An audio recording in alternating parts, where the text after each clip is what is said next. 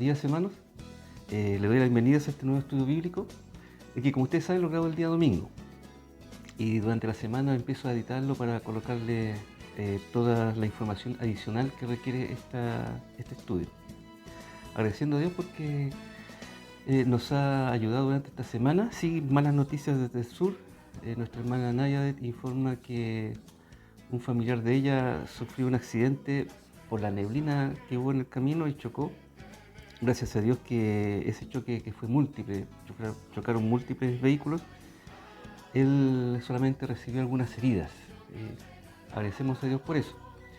Y lamentando los atentados que han ocurrido allá también, esperamos que esto se solucione pronto.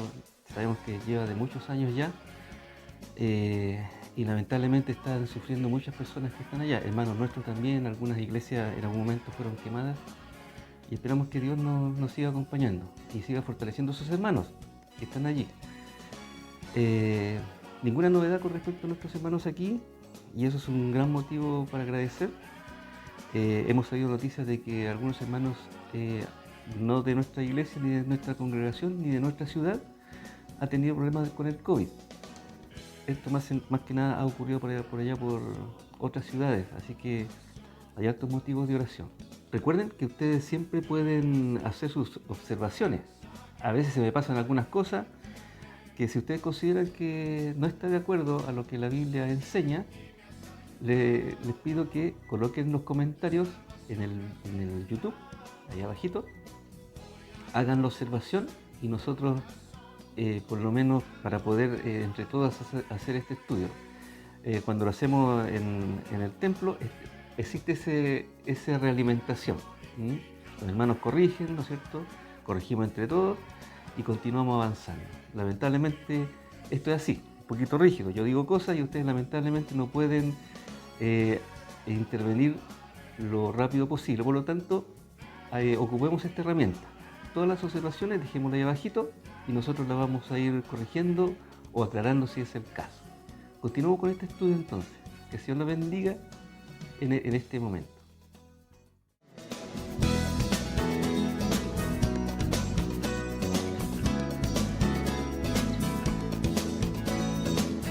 Vamos a repasar lo que vimos la semana pasada en el título que dice La membresía de la iglesia. Nosotros estamos estudiando la unidad 1 que dice la iglesia, su origen, naturaleza, miembros y gobierno.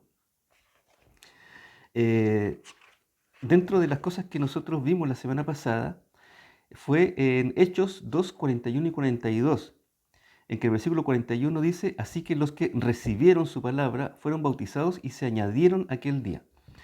Y nosotros veíamos que teníamos dos maneras, o dos bendiciones, primero, por las cuales recibimos al ser cristianos. En primer lugar, la primera bendición es que pasamos a ser miembros espirituales del cuerpo de Cristo. Cuando nosotros recibimos a Jesús como nuestro Señor y Salvador, pasamos a ser miembros espiritualmente de Él, de inmediato. Luego, al ser bautizados, pasamos a ser miembros de la iglesia que Jesús instituyó aquí en la tierra. Y como ejemplos dábamos el ejemplo del ladrón que estaba crucificado al lado de Jesús. El ladrón le dijo a Jesús, Jesús, acuérdate de mí cuando estés en tu reino. Y Jesús le contestó, de cierto te digo, estarás hoy en el paraíso. Entonces ahí ese ladrón aceptó a Jesús como su Señor y Salvador y procedió a ser parte de su cuerpo espiritual, pero no así de la iglesia, porque él no alcanzó a ser bautizado. Nosotros sí, tenemos esa doble bendición. Y eso hay que inculcarle a nuestros discípulos cuando estemos enseñándoles este estudio.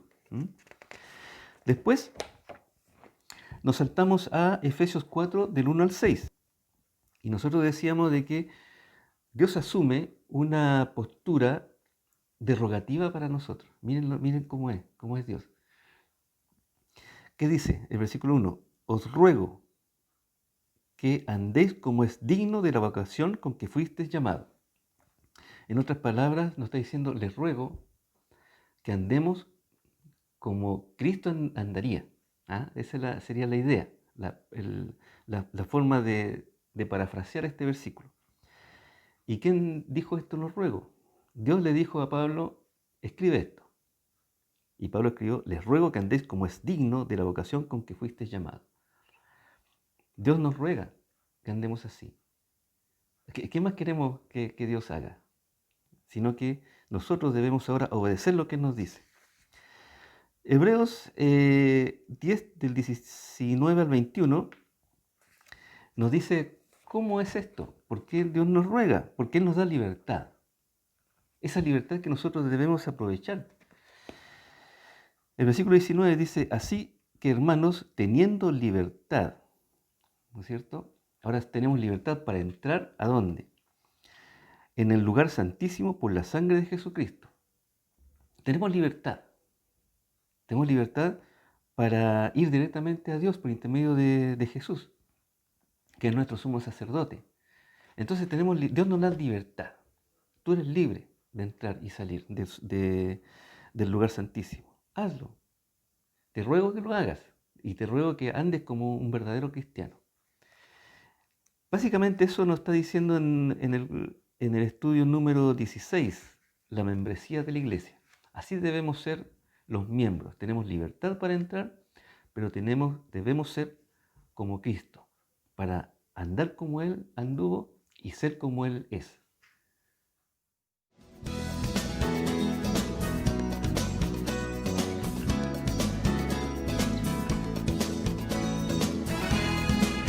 El título del estudio que nos toca hoy día se llama El gobierno de la iglesia. La iglesia debe ser gobernada.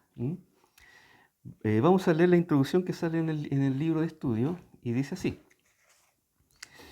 En los estudios anteriores hemos revisado varios asuntos relacionados con el origen de la iglesia, ¿cierto? Claro, su naturaleza y la estructura interna de la membresía. Las preguntas que nos interesa responder ahora son, ojo con esto, ¿cómo se gobierna la iglesia? ¿Quiénes elaboran la política interna y dictan las normas? ¿Cuáles mecanismos forman parte del andamiaje y estructura institucional? ¿Qué contestaríamos a estas preguntas nosotros? Para algunas personas es muy fácil responder a estas preguntas.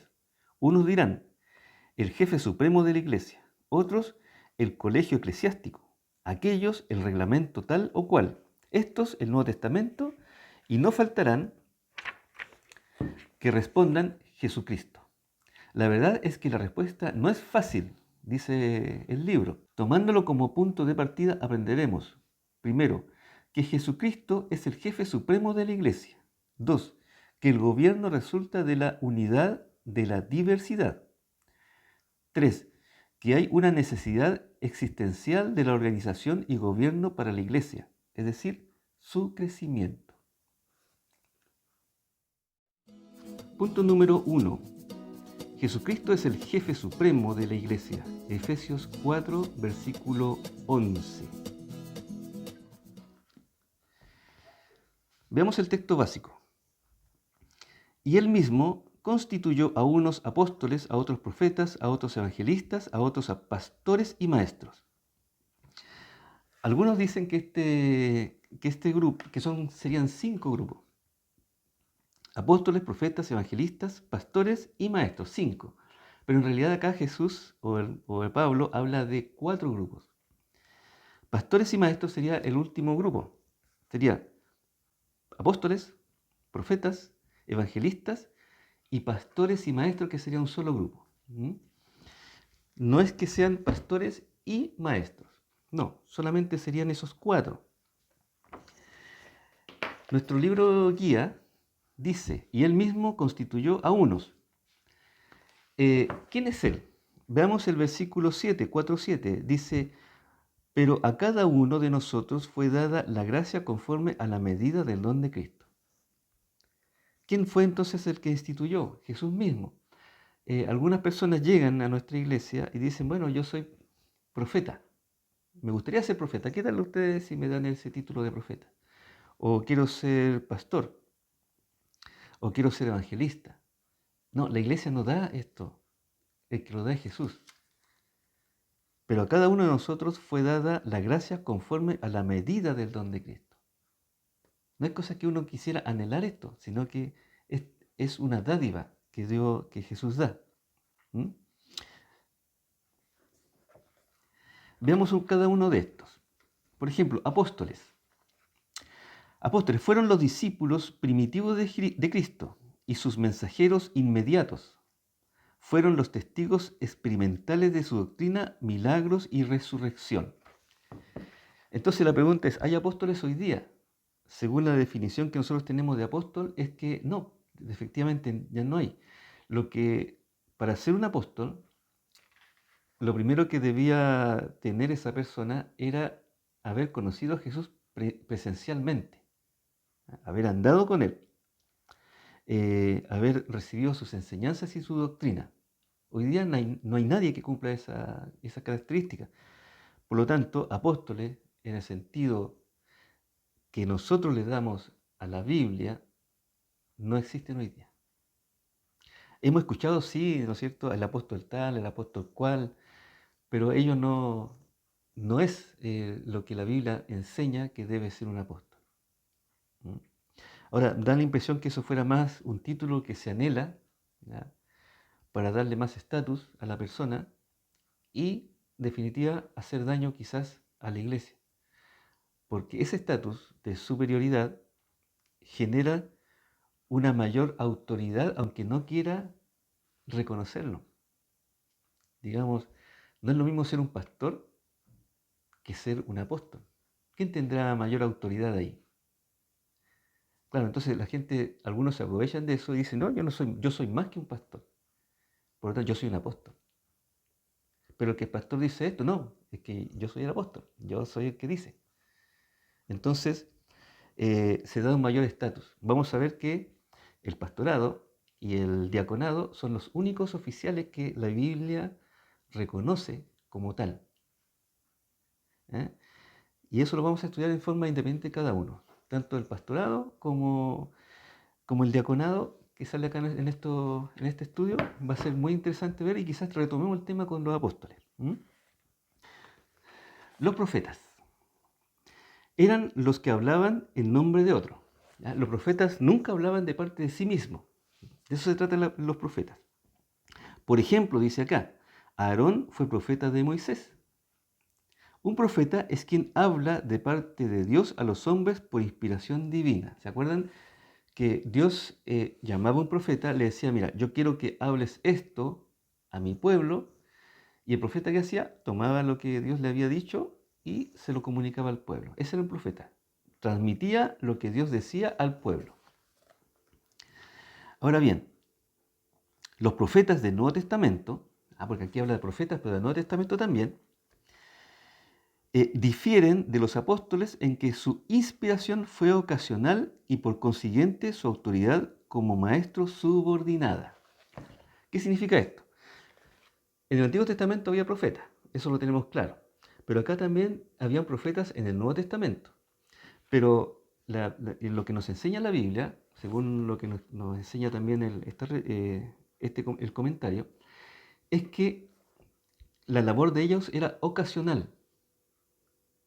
¿Por qué razón? Porque todavía no se habían hecho las escrituras, la escritura del Nuevo Testamento, la que tenemos nosotros. Por lo tanto, Dios tenía que informar, enseñar y corregir a la iglesia por medio de los profetas. Y según algunos comentaristas, estos profetas cumplían una labor itinerante, o sea, viajaban de ciudad en ciudad enseñando lo que Dios les había mandado.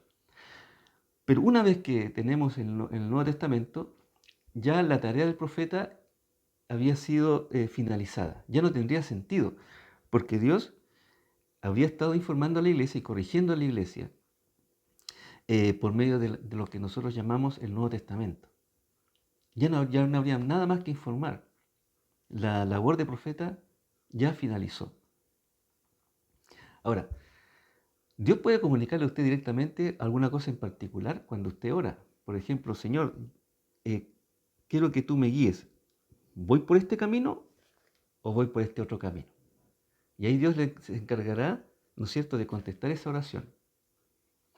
Ese tipo de cosas, de profecía, de cosas que atañen a la iglesia completa, con respecto a una misión o una visión en particular, todo eso está en la Biblia. Ya todos sabemos lo que debemos hacer. Todos sabemos cuál es nuestra misión y cuál es nuestra visión, la visión que Jesús tiene y la misión que Jesús tiene para cada iglesia en el mundo, que es la misma, no hay ninguna otra más. Vamos a ver cuál es la misión y la visión de la iglesia que Dios entrega a su iglesia para que ella la ejecute. Evangelista. Según Juan Calvino, estos fueron predicadores itinerantes, comisionados por los apóstoles como sus representantes para un propósito definido e investidos de poder por la imposición de mano. Apolos era uno de ellos, ¿ah? Que él ejercía la labor de evangelista. El único problema que tenía Apolo era que todavía no había escuchado el Evangelio, ¿ya? Priscila y Aquila lo tomaron, ¿no es cierto?, y le enseñaron. Y Apolo sí pudo seguir ejerciendo su labor de evangelista. Como le decía, pastores y maestros, va junto. ¿Mm? Vamos a ver aquí qué dice el comentario. Dice, aquí se presentan dos oficios. Es difícil separarlos, pues en el Nuevo Testamento se espera que el pastor sea apto para enseñar. Sin embargo, en la aplicación práctica comprendemos mejor la distinción y su función. Eran los ministerios del guía o instructor de la congregación. ¿A qué se refiere esto? Dice que el pastor, que es el guía, ¿no es cierto?, de la iglesia, necesariamente tiene que ser maestro. Pero un maestro, como nosotros entendemos, el maestro de escuela dominical, etcétera, maestro de estudio bíblico, no necesariamente va a ser pastor. Puede ser maestro, pero no necesariamente va a tener el llamado pastoral. De hecho, el 99%, 95% de los maestros no tienen el llamado pastoral. Es así, tenemos muchos maestros de escuela dominical, muchos maestros que enseñan la Biblia, pero no tienen el llamado pastoral. Lo que no significa que sea malo, sino que es así. Pero un pastor sí debe tener la capacidad de enseñar, ser maestro. Punto número 2. El gobierno de la iglesia resulta de la unidad en la diversidad.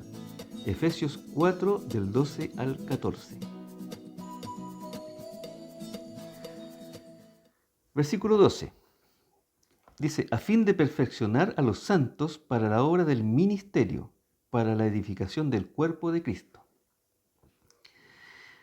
A fin de perfeccionar a los santos para la obra del ministerio. Hay un propósito para el cual los dones son conferidos. El verbo perfeccionar. ¿Ah? Porque aquí debemos hacernos una pregunta. ¿Y para qué, no es cierto, es esta cosa? ¿Para qué tenemos pastores, no es cierto? ¿Para qué tenemos evangelistas, etcétera? Es para perfeccionar a los santos, o sea, a la iglesia. Entonces hay un propósito para el cual los dones son conferidos. El verbo perfeccionar indica arreglar, componer, mejorar, pulir. De modo que el propósito de los dones es para preparar, capacitar y hacer mejores a los santos. Si usted tiene un don, ¿no?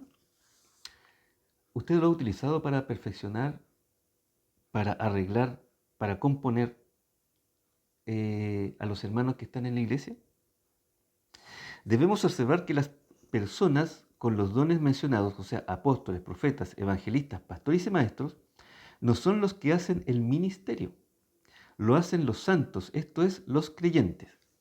Lo que está diciendo acá el comentarista es que el ministerio no lo hacen los evangelistas, los pastores, maestros, ¿no es cierto?, sino que lo hacen la iglesia. La iglesia es la que hace esto. Entonces lo que una vez conversé con un pastor y me dijo, pero Sergio, ¿quiénes se reproducen en la iglesia? Si tomamos en cuenta la figura pastor-oveja, Cuando está la figura pastor-oveja, ¿quiénes son los que se reproducen? En realidad se reproducen las ovejas. Claro. Y eso es lo que está diciendo acá. Que la tarea de ejecutar dentro de la iglesia estas cosas son las ovejas y por lo tanto ellas se reproducirían. Pero hay que ser también un poquito honesto en este caso, un poquito claro, que si tomamos esa figura, pastor, oveja, estamos hablando de la granja, ¿no? En la granja está el pastor y la oveja. Las ovejas se reproducen, perfecto. Pero ¿qué pasa con el pastor? En la vida real, ¿sabes lo que pasa con el pastor? El pastor lo que hace es toma a su hijo y le enseña a pastorear. Es decir, el pastor en estricto rigor también se reproduce. ¿Pero se reproduce en qué? Veamos en la iglesia. Se reproduce en liderazgo. Lo que hace un pastor es tomar a los hermanos con potencial, ¿no es cierto? Y enseñarle a liderar a la iglesia, para acompañarlo a él, acompañar al pastor. Cuando no ocurre esto, cuando solamente las ovejas se reproducen, se supone que si se hace un buen trabajo, se reproducen mucho, llega un momento en que el pastor no es capaz de pastorear a esa iglesia por sí solo. Necesita ayuda. Necesariamente necesita ayuda. Porque recordemos que somos un cuerpo. Entonces el pastor lo que debe hacer, y vamos a verlo más adelante, es reproducirse. ¿En qué? En liderazgo. Y cuando no ocurre eso, hay un desbalance. ¿Mm? Lo vamos a ver también en el estudio futuro, cuando estudiemos el pastor y cuando estudiemos el diaconado, que sale en este libro también. Para la edificación del cuerpo de Cristo. Nuevamente Pablo utiliza su clásica figura del cuerpo de Cristo. Pablo no va a dejar nunca de usar esta figura. Es la mejor figura que se puede hacer. ¿Ya? Y se refiere a Pablo para la comunidad cristiana. ¿Ya? Y nosotros también nos referimos, cuando se habla de un grupo, también nos referimos a un cuerpo. Por ejemplo, hablamos del cuerpo de bomberos. ¿Te fijan? Un cuerpo de hombres, un cuerpo de mujeres, etcétera. El sentido de la palabra que Pablo usa es el de un organismo con partes y miembros, una unidad en la diversidad, pero también es cierto, lo usa como un organismo, pero también lo usa, ese organismo debe estar organizado y es lo que estamos aprendiendo hoy día. El versículo 13, hasta que todos lleguemos a la unidad de la fe y del conocimiento del Hijo de Dios. Aquí fe y conocimiento, ¿no es cierto? No son meramente conocimientos intelectuales, dice acá. Son experiencias, vivencias completas existenciales. La meta es que cada creyente en el cuerpo tenga la profunda experiencia de encontrarse día a día con Cristo, el Hijo de Dios. Y la meta acá dice hasta que todos lleguemos, todos como unidad, ¿ah? Lleguemos a la unidad de la fe y del conocimiento del Hijo de Dios. ¿Cómo se logra el conocimiento del Hijo de Dios? Ese es el punto.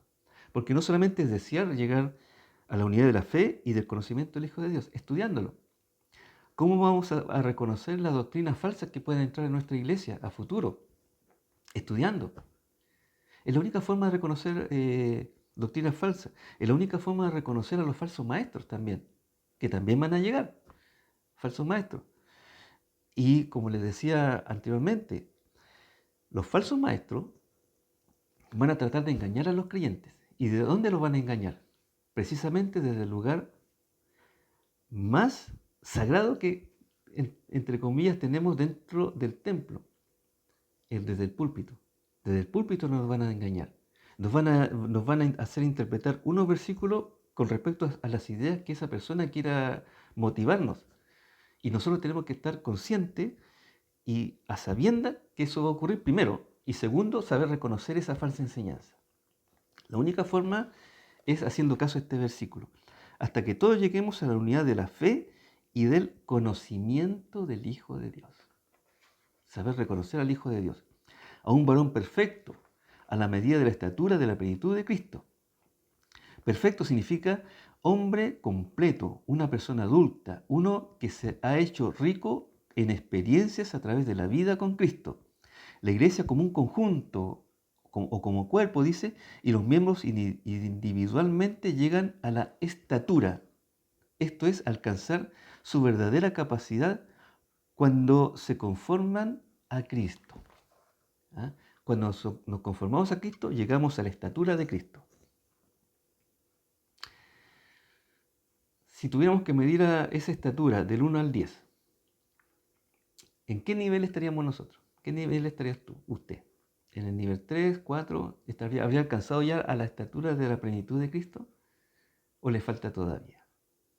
Ahora, si le falta todavía llegar a la plenitud de Cristo, ¿qué debe hacer para llegar a la plenitud de Cristo? Cuando la iglesia, como el agua que toma la forma del recipiente que la contiene, toma la forma que Cristo le quiere dar, adquiere su mayoría de dar y experiencia. Son estas personas maduras, adultas, las que bajo el jefe supremo, Jesucristo, pueden participar del gobierno de la iglesia, el cuerpo de Cristo. Aquí como que pone un poquito de restricciones, ¿eh? Dice, son estas personas maduras, adultas, las que bajo el jefe supremo, Jesucristo, pueden participar del gobierno de la iglesia, del cuerpo de Cristo. ¿Qué significa esto? Que la iglesia debe ser capaz de reconocer a las personas que han alcanzado la estatura de Cristo para hacerlas participar, ¿no es cierto?, activamente dentro del gobierno de la iglesia. ¿Qué es lo que nos ocurre a nosotros? En la práctica, digo yo, porque igual me ha tocado, seguramente usted también, participar en varias iglesias, no solamente en la que estoy ahora, sino que en muchas otras más, en otras ciudades también. Y lo que a veces ocurre es que llega una persona nueva y para que se integre a la congregación con mayor rapidez le dicen, el hermano que viene recién llegando, ¿por qué no lo dejamos a cargo de este ministerio? ¿Ya? Y así puede participar. En un momento votamos todos, ¿no es cierto? Y el hermano o la hermana queda a cargo de ese ministerio. ¿Qué es lo que pasa? Que ese hermano o esa hermana no funciona y que ese ministerio realmente no se hizo nada. Porque la persona no estaba ni preparada ni tenía las características de Efesios 4:13. Dice, a un varón perfecto a la medida de la estatura de la plenitud de Cristo para recién, ¿no es cierto?, incorporarse, como dice acá, a participar del gobierno de la iglesia. Y nosotros lo hacemos participar antes que esto ocurra. Y nosotros mismos perdemos bendiciones, porque los dones son para bendición de la iglesia. Y como esta persona seguramente no lo tiene, o no lo hemos visualizado, porque lo elegimos solamente para que participe, no estamos cumpliendo lo que dice la palabra. El versículo 14. Para que ya no seamos niños fluctuantes, llevados por doquiera de todo viento de doctrina, por estratagemas de hombres que para engañar emplean con astucia las artimañas del error. Aquí no solamente tenemos que ver dos cosas. Primero, se pueden juntar dos cosas. Primero, que nosotros seamos como niños fluctuantes de todo viento de doctrina. Primer error, nosotros, niños fluctuantes. Y segundo problema, que las personas que nos van a traer esa doctrina usan con astucia las artimañas del error. Se juntan dos cosas. Nosotros y ellos. Nosotros sin conocimiento y ellos astutos. Entonces nos llevan, ¿no es cierto?, por un todo viento de doctrina y al final nos desviamos de lo que Cristo nos quiere dar. Dice acá, Pablo utiliza otra figura para ilustrar la falta de madurez. Ser como un niño ingenuo, sin haber desarrollado un pensamiento crítico del mercado de doctrinas, dice acá. Dice que acá hay como un mercado de doctrinas y que todo, ¿no es cierto?, las tomamos de acuerdo a lo que nos gusta o lo que pensamos que es digamos, bíblico. Pero no toda la doctrina es bíblica. No toda la doctrina es bíblica, o lo que aparenta ser bíblica, no todo es lo que Cristo nos enseñó. Por otra parte, advierte que hay hombres que buscan los mejores argumentos que puedan para engañar. Un niño espiritual será fácilmente seducido, guiado de la mano al caos, al error. Todos los creyentes tienen el ministerio de desarrollarse entre sí para que tal situación no se dé. Tenemos una tarea acá, hermano. Hay que reconocer nuestras debilidades. Y no solamente es una debilidad de nuestra iglesia, sino que de muchas iglesias que está acá, lo que está diciendo acá el libro. ¿Qué debemos hacer? Tenemos un ministerio para desarrollar. ¿cuál sería ese ministerio? Es lo último que Jesús nos encargó. Tenemos que discipular. Es el ministerio del discipulado. Tenemos que, cada persona que llegue, discipularlo. De hecho, este es un discipulado básico que nosotros estamos teniendo ahora. Es lo que, es casi como dice Pablo, son los rudimentos. Prácticamente estos son los rudimentos. Pero tenemos que enseñarle a cada persona que llegue, a cada nuevo creyente, todo el discipulado. ¿En qué consiste el mensaje de Cristo? ¿Hasta dónde llegan, ¿no es cierto?, los ministerios? ¿Hasta cómo podemos interpretar, ¿no es cierto?, si que nos llega un profeta? ¿Qué debemos hacer? O alguien que se dice ser profeta, ¿no es cierto? Todas esas cosas van a evitar que andemos como niños fluctuantes de todo viento de doctrina. Llega una doctrina nueva, la abrazamos. Ya, venga para acá. Y la aplicamos dentro de la iglesia, imagínense. Punto número 3. Necesidad de la organización, crecimiento y edificación. Efesios 4, 15 al 9. Bueno, acá queda claro, ¿cierto? La iglesia es un organismo, pero necesita una organización. ¿Cómo estamos organizados nosotros como iglesia? ¿Cómo está organizado este organismo? El pie está en el lugar del brazo, la cabeza está en el lugar de la mano está en el lugar de la cabeza, el ojo está por acá atrás, la boca la tenemos por aquí a esta altura, ¿no es cierto? No, nosotros como organismo estamos organizados. Y aquí habla sobre la organización. Versículo 15. Sino que siguiendo la verdad en amor crezcamos en todo en aquel que es la cabeza, esto es Cristo. El comentarista dice lo siguiente: no todas las iglesias tendrán la misma organización interna, ¿se fijan? Ni los mismos oficiales, ni la misma estructura. Quizás hay margen aún para la manera de ejercer el gobierno interno, pero todo debe contribuir a un ordenamiento consciente e integral de la cabeza. Esto es Cristo. ¿Qué es lo que está diciendo acá? Que es posible que haya siempre un margen, hay siempre un margen que entrega la Escritura, en que nosotros podamos organizarnos. Nosotros nos hemos organizado, particularmente como nuestra iglesia bautista, ahí viene Jesús, se ha organizado por ministerio. El primer ministerio que tenemos es el de proclamación o evangelismo. El segundo es la educación.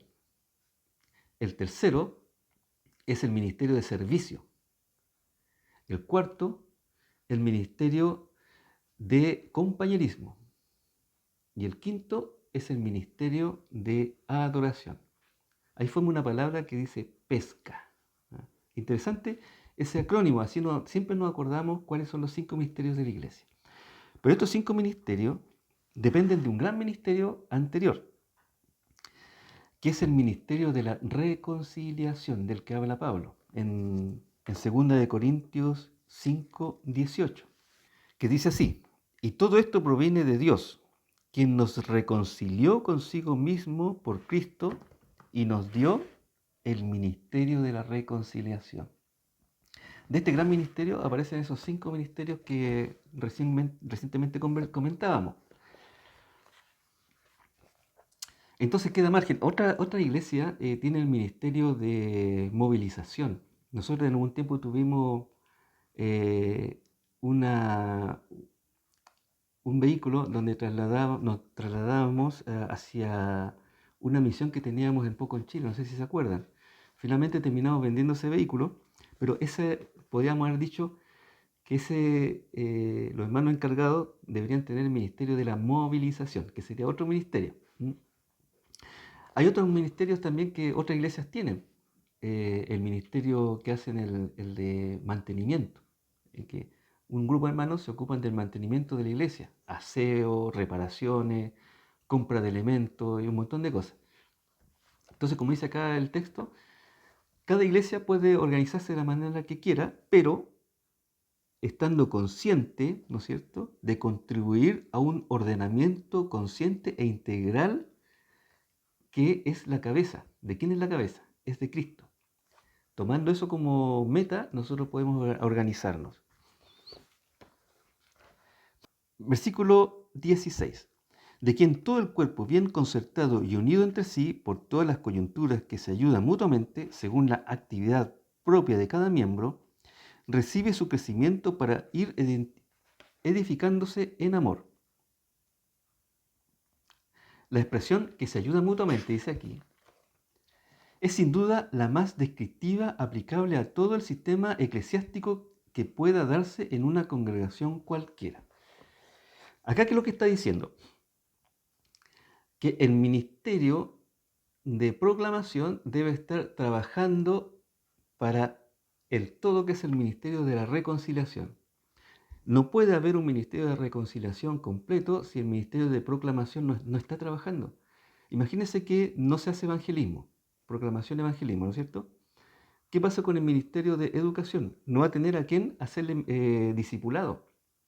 El ministerio de educación depende de evangelismo para ser discipulado. El ministerio de compañerismo depende de educación para poder bautizar. Según muchos comentaristas dicen que el bautismo está muy ligado a compañerismo. ¿Por qué razón? Porque cuando la persona se bautiza pasa a ser parte de la iglesia y compañerismo es el que lleva ahí la principal responsabilidad. ¿Ah? Entonces, si falla uno, fallan todos. Eso es lo que está diciendo acá el comentarista. Todo debe ser diseñado para que coadyuve mutuamente. Muchas de nuestras estructuras burocráticas existen solamente para su propia subsistencia. Nosotros como iglesia a veces nos ponemos muy legalistas. Hace unos años atrás estudiábamos el libro Una iglesia de acuerdo al corazón de Dios, del pastor Núñez. Entonces, donde se nos enseñaba que a veces la iglesia le da más importancia al legalismo que a la escritura. No porque decimos, no podemos hacer esto. ¿Por qué no podemos hacer esto? Porque en una sesión administrativa acordamos que no debíamos hacerlo. Y la decisión que se toma en la sesión administrativa pasa a ser superior, ¿no es cierto?, al mandato que nosotros tenemos como cristianos. Eso es ser legalista. Cuando la sesión administrativa, las decisiones priman sobre lo que es la palabra de Dios. Esa iglesia que pone en primer lugar las decisiones que toma en la sesión administrativa en desmedro del mandato o de las doctrinas bíblicas, no está haciendo lo que Cristo quiere que ella haga. No está siendo obediente. Por lo tanto, no debería ocurrir eso.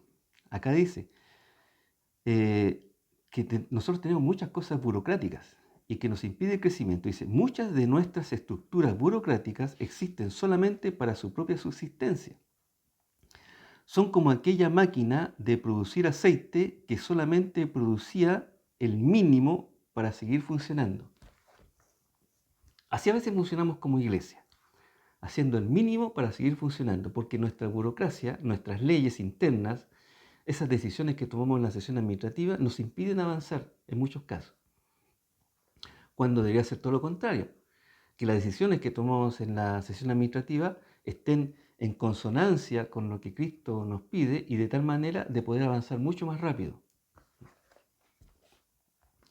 Sigamos con el versículo número 16.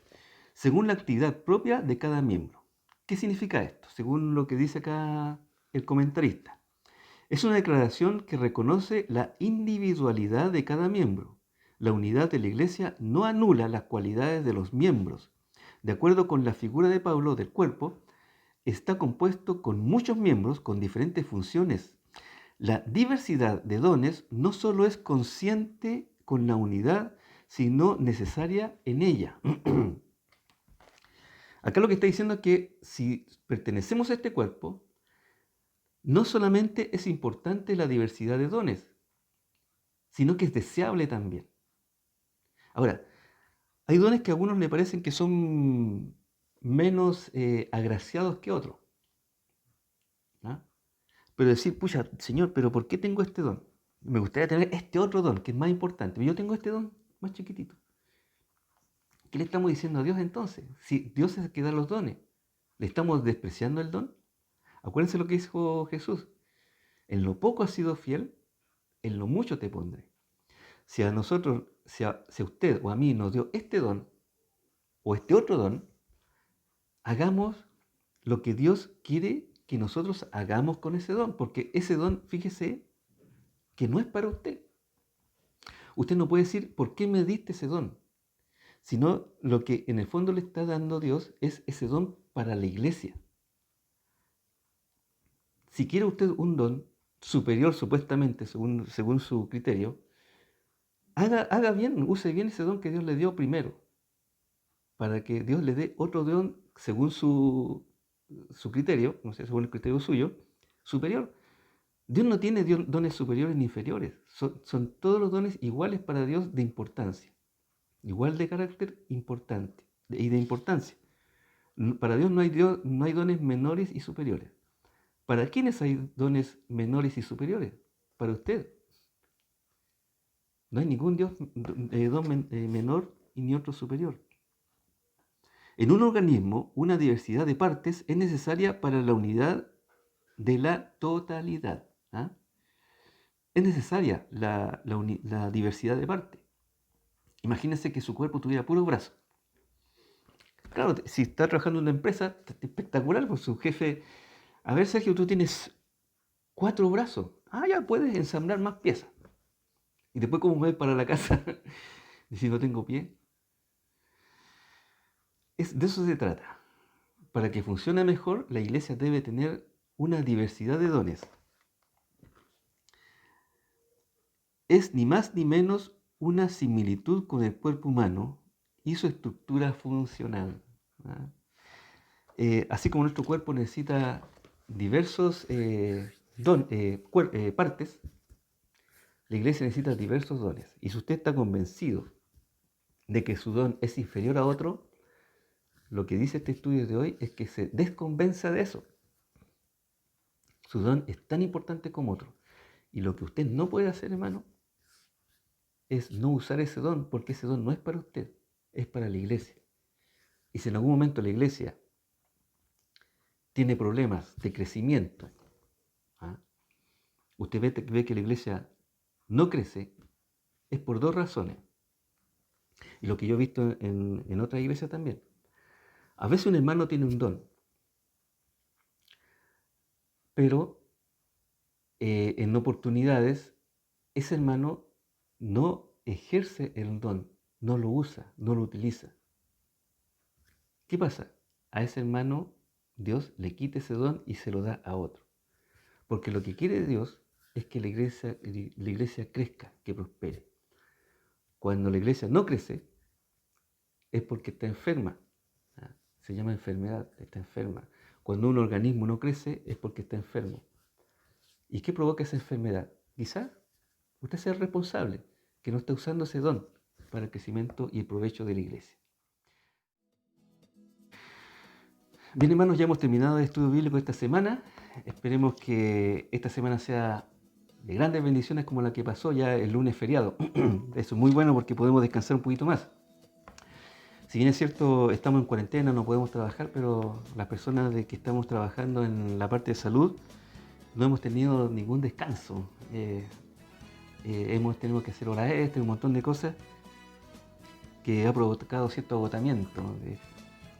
Si bien es cierto, ahí han disminuido nuestras fuerzas, pero todas las personas que están trabajando allí en el hospital continúan trabajando con el mismo ánimo y con la misma entereza que desde el primer día.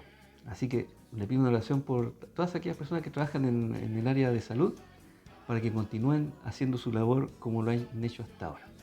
Y a nosotros y a las otras personas que se queden en las casas, que se cuiden, y cuando nos toque terminar la cuarentena, salir, pero en forma responsable, como buenos cristianos, responsables de andar por la calle.